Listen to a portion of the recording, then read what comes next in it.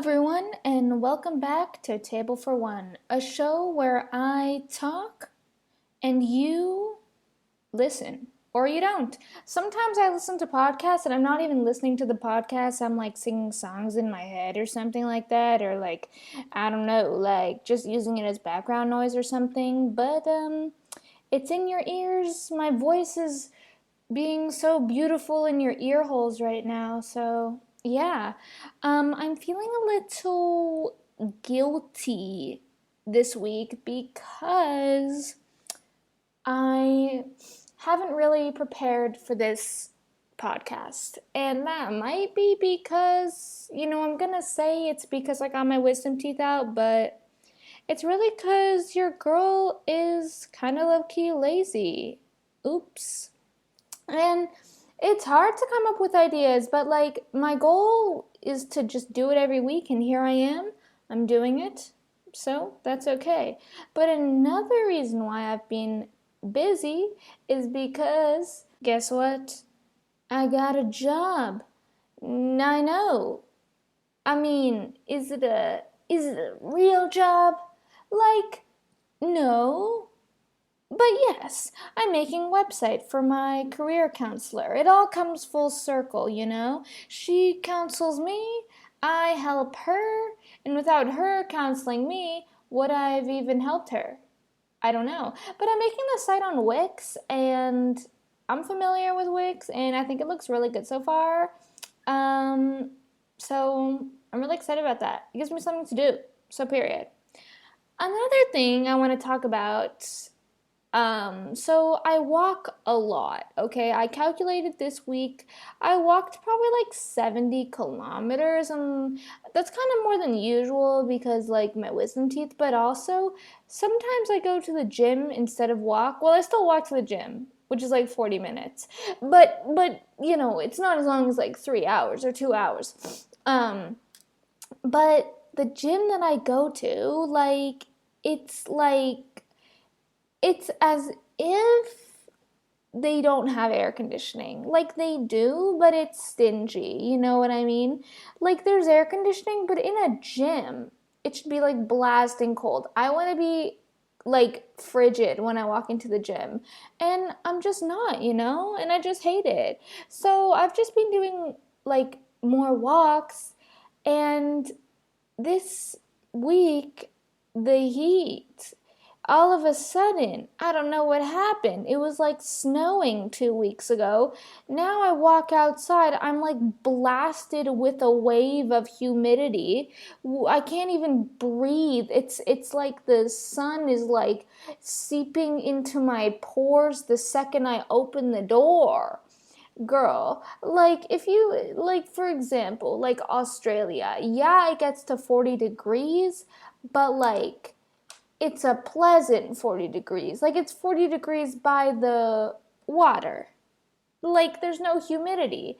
There's a nice ocean breeze, things like that. Like when I went there in May a few years ago, and that's kind of like their winter, and it was the coldest 16 degrees of my life. It wasn't 16 and humid. It was 16 and windy, man. I at some points I had to put on my winter jacket. I'm a little ashamed about that, but it's true. It's true. But yeah, and this is just the start of the heat. This is just the beginning, and I'm like dead. Like it's too much. I went on a run the other day. This was like the first time where it was like hot. Girl, I couldn't see straight the entire time. At no point was my vision not blurry, And I don't know. It's like I complain about the cold, but then when it's hot, I complain about the hot, and it's like, okay, you know how like Mormons, like it's a sin to drink coffee, I feel like it's a sin in Toronto to complain about the heat. Because the whole winter we're complaining. And whenever I say, oh, it's hot, I hope no one's looking at me because I don't want them to hear me sinning. I gotta pretend I'm enjoying this because this is what I've been asking for. Anyway, I want to talk about my wisdom teeth. So last week I was about to get it out, and this week it's been exactly 8 days since I got it out, and let me tell you, while the recovery is only a few days, the trauma is forever. And no one told me that this was gonna be the most traumatic thing I've done in my entire life. I completely regret doing this. I guess I can't really regret it if I did it, because I might have had to done it do I might what?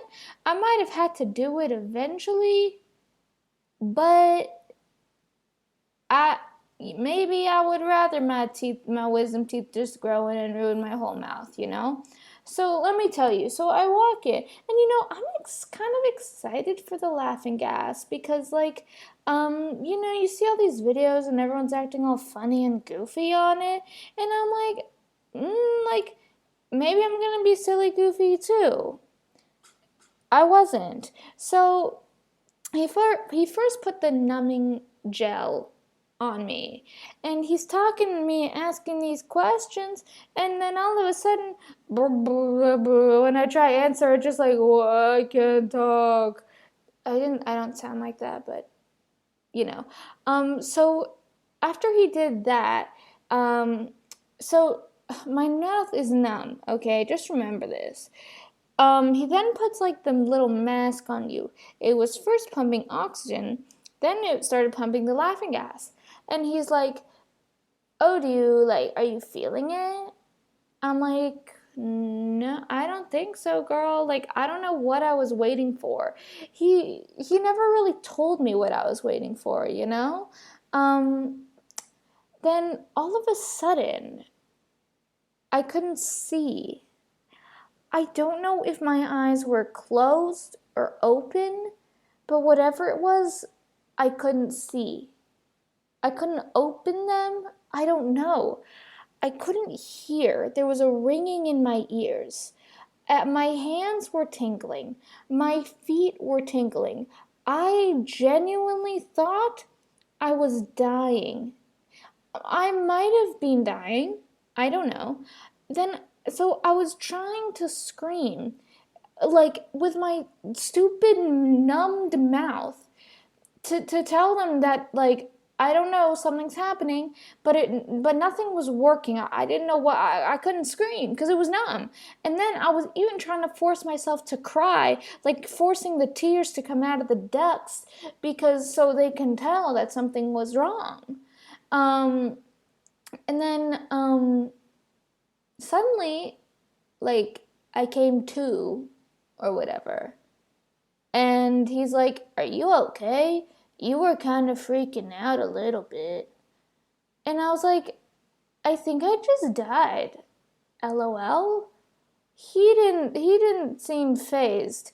But anyway, if I were to describe how I felt, I guess it would be like the feeling of like drowning. Like, if you scream underwater, no one can hear you. If a tree falls in the middle of the woods but no one hears it, did it actually fall? Is that the saying? I don't know. And then, like, similarly, like when you're underwater and you like open your eyes and it's just like black. Like, yeah, it felt like that. And I was looking up like how it would feel like on Reddit and stuff, and no one on Reddit warned me. No one on Reddit said you might be dead. So, yeah. But then after they lowered the dose and it was fine. So, yeah. So then after, so when my brother got his wisdom teeth out, I only asked him this after, but he apparently fell asleep, during like the procedure. Like, he got his four out and he doesn't even remember the middle two. He was fast asleep. Like, the laughing gas was so calming, and he was asleep. Girl, I remember the entire thing. Sadly, okay. I was sweating profusely. I could hear the drills and the saws and I once saw him like tie the sewing stitches in my gums, or like see the string coming from my mouth.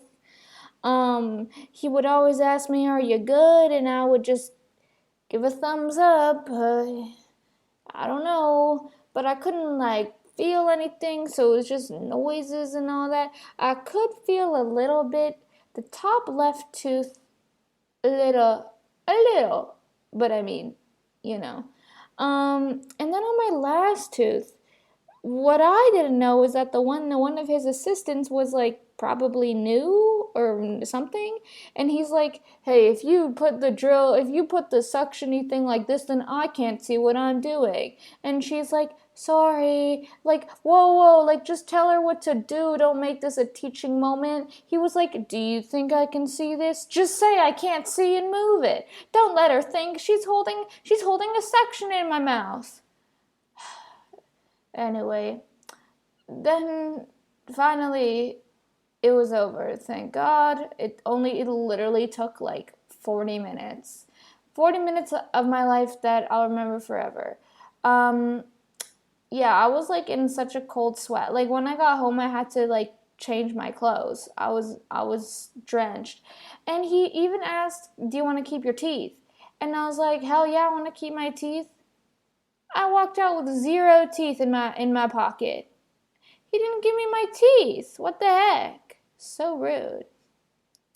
And then later that day, yeah, also no one told me you'd be numb for 5 hours. Couldn't eat my ice cream, man. It was dripping down my face. Oh my God. I went to bed starving. He also told me to take 2 Tylenol and 2 Advil every 5 to 6 hours. So I took like 4 when I got home, 4 before I went to bed. I think I almost overdosed. My heart rate was so high. I don't know. Luckily, though, my career counselor, a lot about the career counselor today. She gave me ice packs for your face because her daughters just got theirs out, and it was really helpful. The one daughter got like general anesthetic. She was out like a light. So jealous. They didn't even offer me that. They offered freezing or the laughing gas. I should have just taken the freezing and just been like freaking fully conscious throughout, because seriously. But yeah. And with the eating situation, I said last week, "God, if I'm doing this surgery, let me be skinny." Period, girl, I'm skinny. The Lord has answered my beckoning. But when I wrote this, it was like 3 days after, and I was miserable. I had yogurt. I would eat yogurt for breakfast, soup or eggs for lunch. Snack would be a hodgepodge of like more soup. One of my snacks was tuna, mayo, cheese, and potatoes. Yeah. Dinner, some I say pasta, but I know the Canadians say pasta, and ice cream for dessert. I couldn't even stomach the ice cream. I can't with this like liquid nonsense. It was stupid. The one day it took me 40 minutes to eat lunch. Oh my God. And I just wanted to crunch so bad. I just need to crunch. What I came to find out is that everything I eat is crunchy. But these stupid wisdom teeth, you can't eat nothing crunchy. And I was so worried about the dry sockets, and I don't even know what a dry socket feels like, but I was like playing it risky by like eating crackers and stuff after like 5 days because I'm sick of this. So I'm like, I guess maybe I'd rather get the dry sockets. I don't know. I don't know.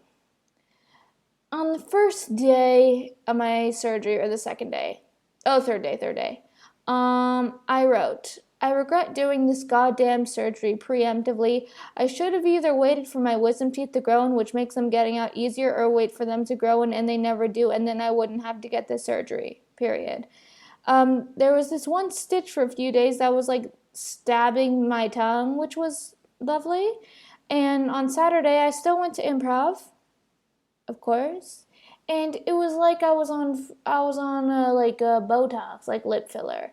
I just had to be serious the whole time. I couldn't laugh. How are you not supposed to laugh in improv? Oh my god. Although I did slay. So, just saying. These days I'm eating pretty normally, but the things that I normally eat now taste terrible. I eat the same thing for breakfast every day. Oats with banana, peanut butter, and cinnamon, and like seeds, like seed mix. I was so excited to eat my oats. Girl, it was the most disgusting thing I've ever eaten. The cinnamon was disgusting. I had to like choke it down. It was terrible. And ever since then I haven't really been enjoying my breakfast. It's so sad. And I'm like sick of egg mayo or whatever, which I used to eat every day. Like I can't do it anymore. I can't do it. I also think the wisdom teeth surgery has made me more sociable, which I guess is good news, but also, I don't know. Those 40 minutes, man, I don't recommend anyone get the wisdom teeth surgery. Stupid. My next topic is something I learned after I posted a short about Quebec. People were like low-key coming at me for like bullying Quebec. But then I found out that actually Alberta is the new Quebec, you guys. Like, I thought Quebec trying to leave Canada in 1995 was a big deal. I mean, it was, but turns out Alberta's trying to leave Canada right now. On October 19th, apparently, they're voting. I think they're voting to have a vote about leaving. I don't know.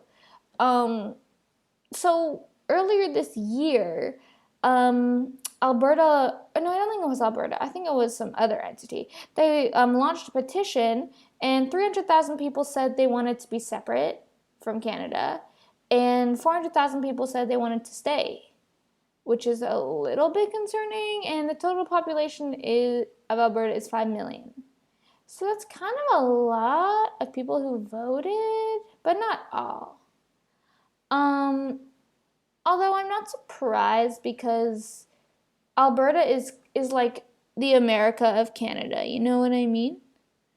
And apparently they want to leave because like they have a lot of oil, but like Canada's like, we love the environment, so you can't dig up all the oil, and Alberta's like, well, I love money, so I want to dig up the oil. I watched this one interview where the guy in the interview, he goes, I don't feel Canadian anymore. We need to be our own country. Firstly, if you leave, you're not Canadian anymore either. But I loved the irony because this guy was standing in the middle of the field with pine trees in the back and with horses and with a cowboy hat on, and he always seemed to be on the verge of going "a" at the end of every sentence. Like he's literally the definition of Canada. I don't know how much more Canadian you can get besides wearing like a shirt with a Canada flag on it or something. I don't know. But like I can see both sides of the argument, you know? But like yeah, I guess leave. But like you don't have the capacity to be your own country. Like do you have the money? And then you don't get any more support from like the federal government because you are the federal government, you know? Like the national parks, that's yours. The First Nations who get support from the federal government. They like Alberta don't care about them. I mean, I don't know. Would they have new currency? would it be less than the Canadian dollar, or would they still use Canadian dollars? And then, like, yeah, they get all the money from the oil, but, like, in the end of the day, they have to spend all that new money, you know? And the people of Reddit, um, which is a super, valuable source, they all want to stay. Okay, and they say that both Alberta and Canada would be worse off if they separate, which is like, yeah. But I think the most interesting part about all of this is the premier of Alberta. So she doesn't want to separate, but she also, in quotes, respects democracy. So she realizes that people want to separate, but she doesn't. But she's like, hey, democracy always. Let's take it to a vote. So she wants Canada to stay together, but she also wants Alberta to have the chance to not stay with Canada. Like, I don't know who this premier of Alberta is, but when I see a woman, in a suit, I go, okay, girl, like, you do you, boo. But then the second she opened her mouth, I was like, like, what do you mean? Like, I'll hold the vote because people want to vote. Girl, you're in charge. You can just say no. What? What? It doesn't even make any sense. What the heck? And then, yeah, and then the vote on the 19th is not even the vote to leave Canada, but the vote about voting to leave Canada. Democracy. Yeah. And I think it'll be funny because if Alberta does leave, then, like, the map of Canada, there'll just be, like, a large gap, which will be a little silly. I don't know. I think maybe Canada is stupid. I'm stupid too. Hey, that's okay. My next topic is barefoot shoes. Now, barefoot shoes are one of my, like, phobia, like phobia. No, something that just, like, makes me, shiver in my timbers, along with barefoot shoes, I'm also get all, with, dirty napkins, snakes, pants, apparently wisdom teeth removal surgery, and navigating the science center. So that's the kind of stuff that we're working with. So barefoot shoes are designed to mimic the natural, unrestricted feel of walking barefoot. Okay. They have no heel drop, no arch support, so the heel and the toe are the same height, and there's no, like, cushion. The toe box is wide, and the shoes are thin and malleable. You know what I'm talking about. And the reason why I'm talking about this is because, like, all the employees at the gym I go to, they all wear barefoot shoes. And I feel like it's low-key a barefoot shoe cult because, like, sometimes a new, like, personal trainer comes in to start working at the gym, and they're wearing normal shoes. And then, over the course of time, all of a sudden, they're wearing barefoot shoes, just like everybody else. They get, like, inaugurated. It's crazy. Although I don't know if it's as bad as this one trainer who I noticed was barefoot in, like, normal shoes. And I was like, okay, that's a little weird to be barefoot in, like, normal running shoes, but, I'll let it slide. But then one day in the winter, he came in wearing boots, and took them off to put on like normal running shoes, and he was barefoot in those too. And I was like, who the hell is this guy? And he came up to me for, like, he just kind of, walked past me, and I'm like, well, I gotta ask this guy, like, what the hell? I said, hey, why don't you wear any socks? He said, I just don't like socks. I don't think they're comfortable. And I was like, you know what? Fair enough, because I hate pants. I never wear pants. I mean, I do when I'm outside in the winter. But the second I'm inside, those pants are coming off. Put it on shorts. So I can't argue anymore. And I've never questioned since. But the barefoot shoes. Like, I don't care that we used to walk around barefoot in the tribal times. Okay.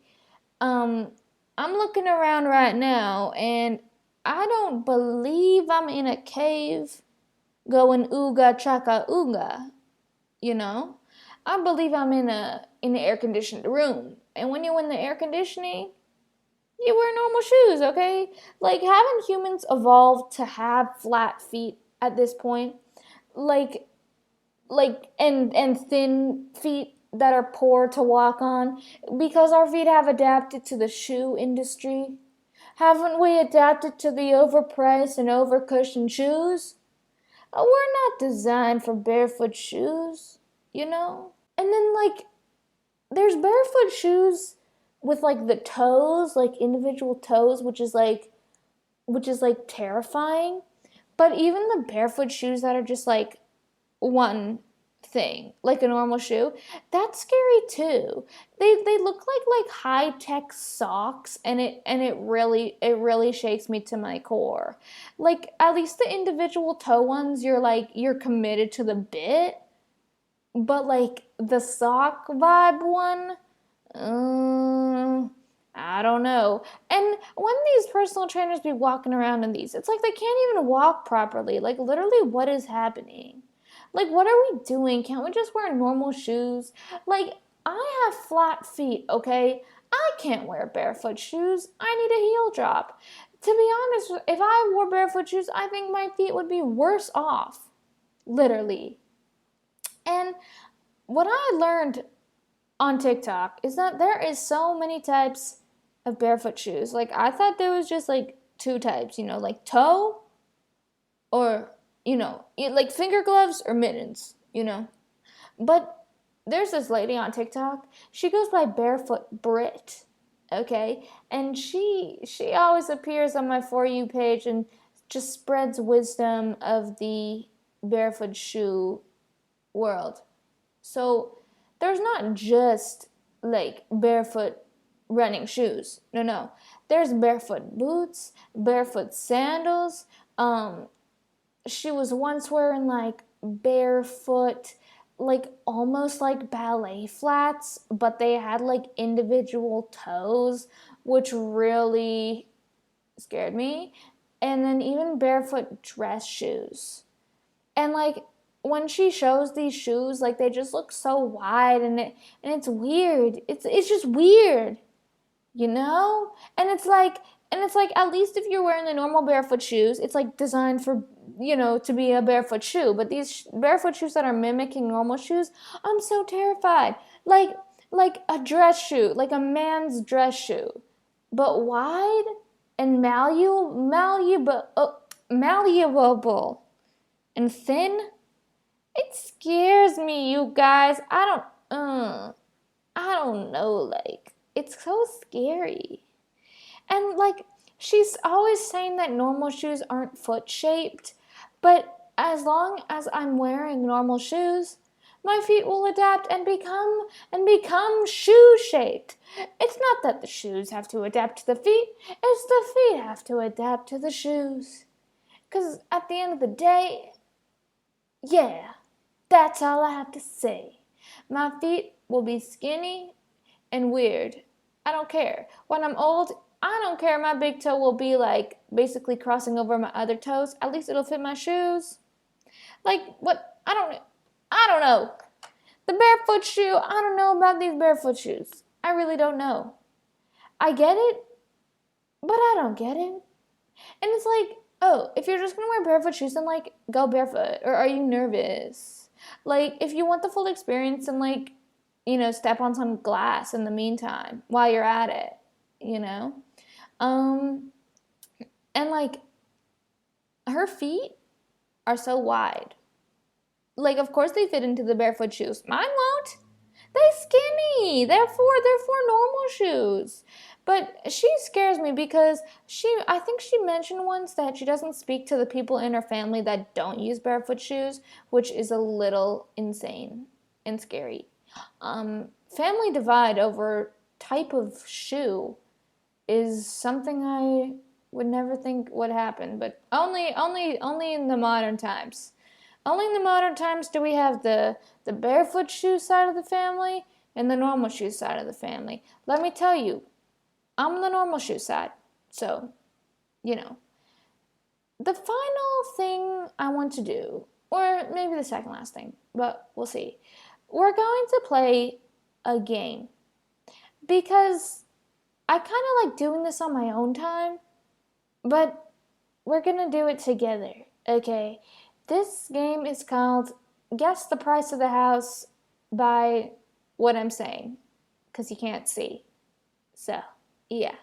I just love looking at housing prices in Toronto because sometimes you go like, oh, like 10 million. That makes sense for this large house.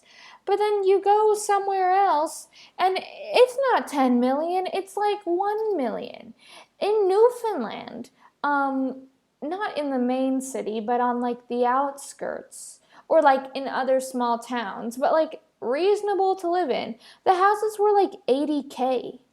Like our one tour guide, she got a house for 80K. And I said, dang, like 80K, well, how much is the minimum wage here? It must be like low. No, it's like the same. So, but the houses are like freaking like 10 times cheaper. Like, hello? But anywhere outside of Toronto, basically anywhere in Ontario is like over 1 million because anywhere in Ontario is close to Toronto at the end of the day. So the game is going to go like this. I went to realtor.ca and I found some houses or some townhouses or some apartments. And I'm going to give you guys a description and we're going to guess the price. I wanted to make it so I could play along, but there was like no way to hide the price. So, yeah, but I think it's pretty funny. Just a note, basements are not included in stories, like house floors. Just saying. I had to figure that one out myself. So let's begin. We got 18 Glasgow Avenue, okay? This is a house. Its main intersection is Kennedy and St. Clair, and it's 1 story. It's 2 beds, 1 bath, and it's 700 to 1,100 square feet. I don't know what square feet means, but do with that information as you will. To describe the house, or some comments I made, it's small, it's cute, it's definitely a teardown, for sure. It's giving shack, or cutesy cottage, but, but even if you tear it down, the property itself looks pretty skinny, okay? So, yeah. Any guesses? So, this little baby of a house. Oh, yeah. There's also no interior pictures to this house, which is very, very suspicious. So take that into account. So the ultimate price of this beautiful cottage shack is $580,000. Which it looks like it would cost about 100,000, maybe less. It is so small. The property is so tiny, like you can't do anything with it. This was the cheapest house on realtor.ca. $580K for a shack. There's always like memes like prices in Toronto. This dilapidated house is worth $2 million. But this is real, you guys. This is real. Anyway, our next location, we got Forest Wood. This is a house. Its main intersection is Bathurst and Glencairn. If you don't know where that is, it's between Eglinton and Lawrence. It is 2.5 stories, 5 plus 1 bedrooms, 7 bathrooms. I don't know how that works, and 3,500 to 5,000 square feet. This house is just outside Forest Hill, so it's rich, rich, rich. It looks like a mansion, and it's clearly built for a family of 17, but the people who buy this house will only have like 2 kids and just live in a mansion. Yeah, it's huge. Like, the driveway is probably bigger than, like, I don't know, most houses, you know. So, take a guess. Take a guess. The answer, 5,995,000. Yeah, just 6 million. 6 million. Which is low key. Maybe a steal for 6 million for a mansion. I mean, I don't know. I wanted to pick a big house for this one. And I feel like 6 million is like low-key reasonable, not really, but like for Toronto, yeah. Because you gotta think normal housing prices, Toronto housing prices. And 6 mil? Yeah. House number 3. Oh, this is an apartment. We have 541 Blackthorn Avenue, apartment 415. The main intersection is Eglinton and Caledonia, so not in the downtown core, but relatively easy to get there, and especially because Line 5's open now. But it's always closed, you know. But anyway, so it's 1 bedroom, it's 1 bathroom, it's 500 to 599 square feet. So the building itself is like 70s vibe, but so it's not that nice. It's not pleasant on the eyes, but the interior is modern. So, you know, so in theory, this is a great place to start out if you're going and living on by yourself. Which means, of course, a reasonable price is $439,000. So $439K for 1 bed, 1 bath, and then the shack was $580K. Although, no wait, the shack is farther from downtown. 1 store, 2 bed. Okay, low key, this apartment is a scam. This is a scam. $439K for 1 bed, 1 bath. $580K for a house. 2 bed, 1 bath. That's bigger. Although, I guess you gotta maintain it. I don't know. But, you know, if you're starting out in your 20s, just cough up $439,000. It's not that difficult. I wanted to look up what renting would be. So I found a similar building nearby with like around the same statistics, and it's about $2,250 a month for rent, $2,250. Which is just super reasonable for 1 bedroom and 1 bathroom. No further comments on that one. The next one that we have is 25 Ritchie Avenue, number 105. This is a townhouse, so it's kind of interesting. So the main intersection is, I don't know how to pronounce this street, Roncesvalles, I don't know. Roncy and Dundas West. So basically, Roncevale, Roncesvalles, and Bloor. And it's pretty close to High Park, so pretty nice location, if you ask me. So it's 2 stories, but more like 1.5, like 1.75. 2 bedrooms, 2 bathrooms, and 900 to 999 square feet. So basically, the front is like a giant window, and that's like the only window in the whole house. So that's the only like natural light that you have. And the window extends to the ceiling, but the second floor, which is why I kind of called it like 1.75, because the window does extend to the ceiling. So like that chunk extends to the ceiling, but then the next floor, there's like a giant wall, so you can't see that window.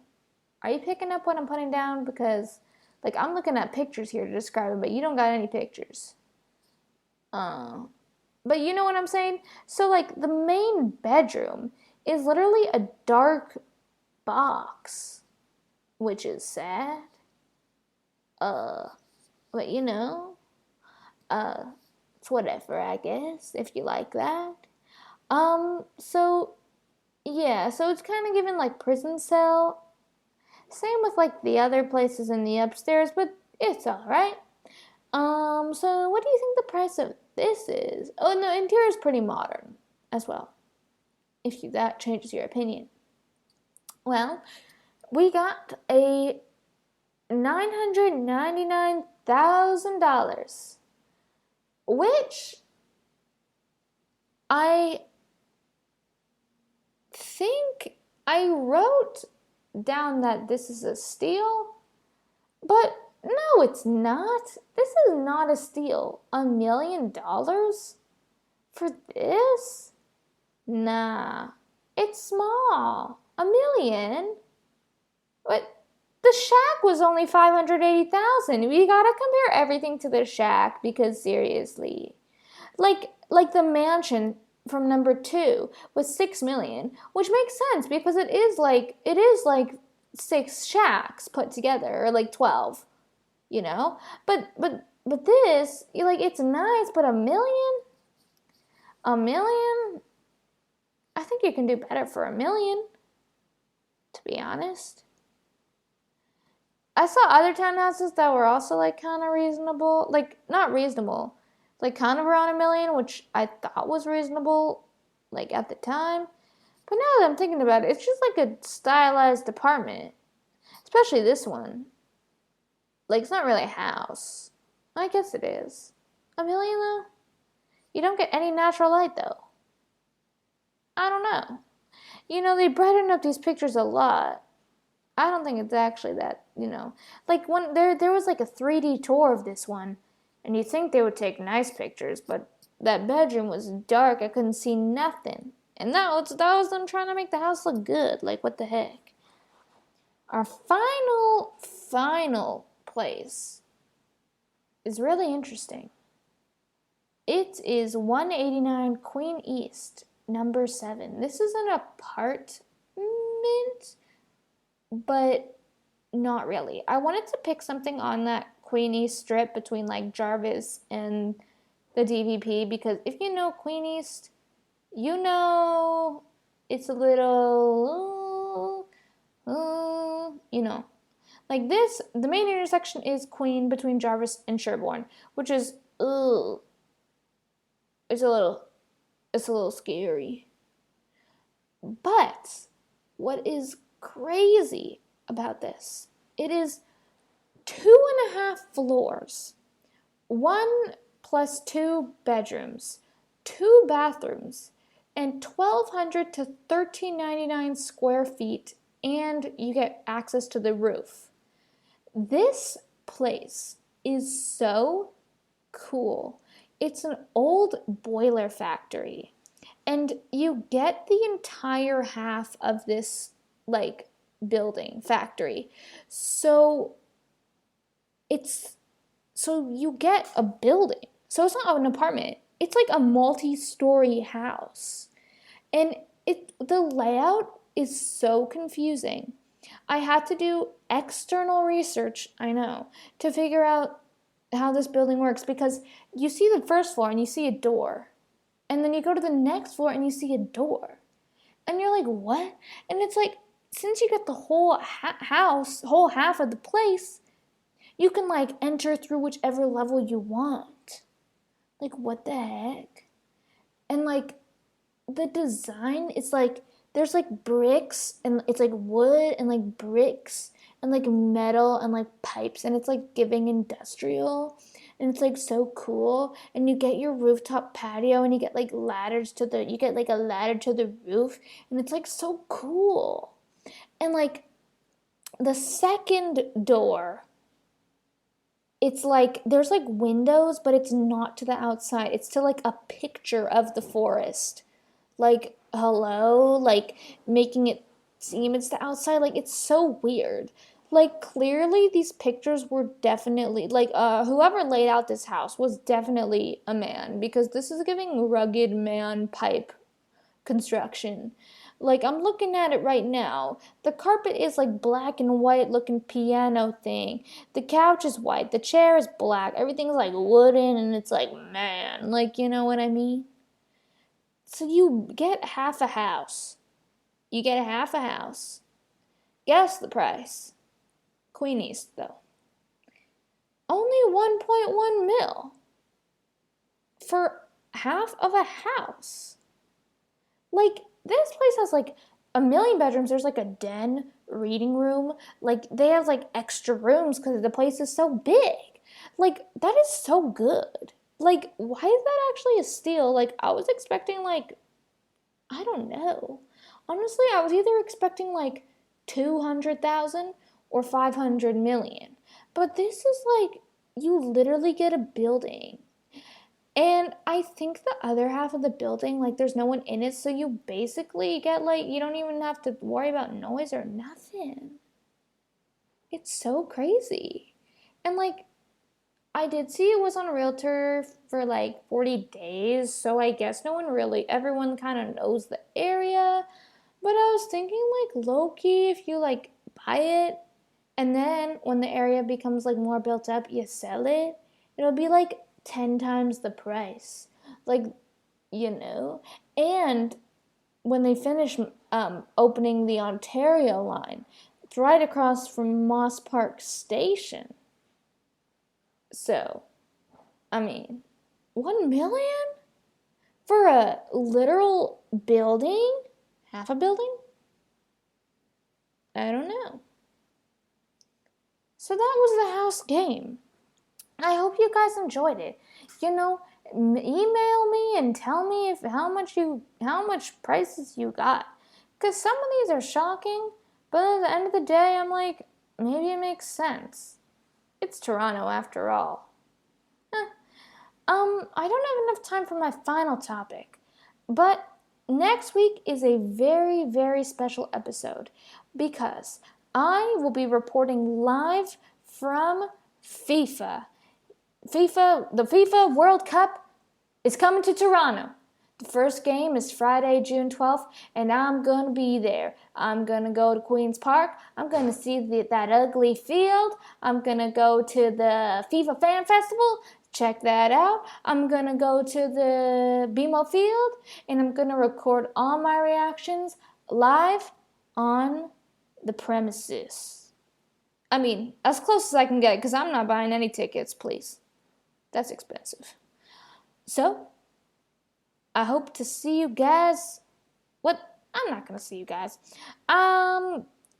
If you guys tell me how you did in the house game, you can email me, tf1podcast@gmail.com. My Instagram is @tf1podcast. And that's about all. Yeah. Bye.